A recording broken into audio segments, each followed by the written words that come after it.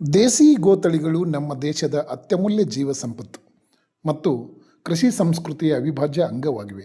ಇವುಗಳ ಸಂರಕ್ಷಣೆ ಪರಿಸರ, ಕೃಷಿ, ಆರೋಗ್ಯ ಮತ್ತು ಆರ್ಥಿಕ ದೃಷ್ಟಿಯಿಂದಲೂ ಮಹತ್ವದ್ದಾಗಿದೆ. ಗ್ರಾಮೀಣ ಜೀವನ, ಸಂಸ್ಕೃತಿ ಮತ್ತು ಪರಂಪರೆಯ ಉಳಿವಿಗಾಗಿ ದೇಸಿ ಗೋತಳಿಗಳ ಸಂರಕ್ಷಣೆ ಮತ್ತು ಪೋಷಣೆ ಇಂದಿನ ಅತ್ಯಗತ್ಯವಾಗಿದೆ.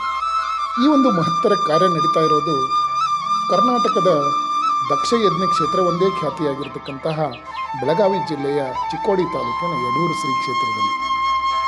ಯಡೂರು ಶ್ರೀ ಕ್ಷೇತ್ರದ ಧರ್ಮಾಧಿಕಾರಿಗಳಾಗಿರ್ತಕ್ಕಂಥ ಡಾಕ್ಟರ್ ಚನ್ನಸಿದ್ದರಾಮ ಪಂಡಿತಾರಾಧ್ಯ ಭಗವತ್ಪಾದರ ಪ್ರಾಣಿ ಕಳಕಳಿಗೆ ಇದೊಂದು ಹಿಡಿದ ಕನ್ನಡಿಯಾಗಿದೆ.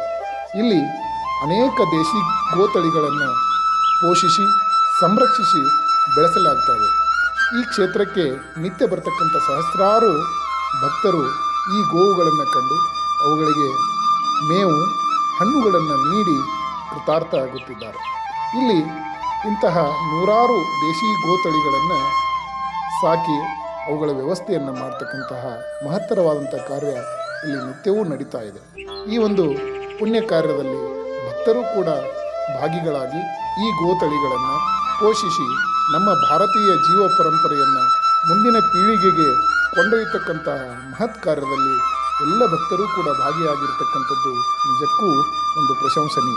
ಕೃಷ್ಣಾ ನದಿ ತೀರದಲ್ಲಿರ್ತಕ್ಕಂಥ ಶ್ರೀ ಕ್ಷೇತ್ರ ಯಡೂರು ಇಂತಹ ಗೋವುಗಳನ್ನು ಸಾಕುವುದರ ಜೊತೆಗೆ ಗೋಮೂತ್ರಗಳಿಂದ ಫಿನೈಲ್ ಮತ್ತು ಸಗಣಿಯಿಂದ ವಿಭೂತಿಯನ್ನು ಕೂಡ ಇಲ್ಲಿ ತಯಾರಿಸಲಾಗ್ತಾ ಇದೆ.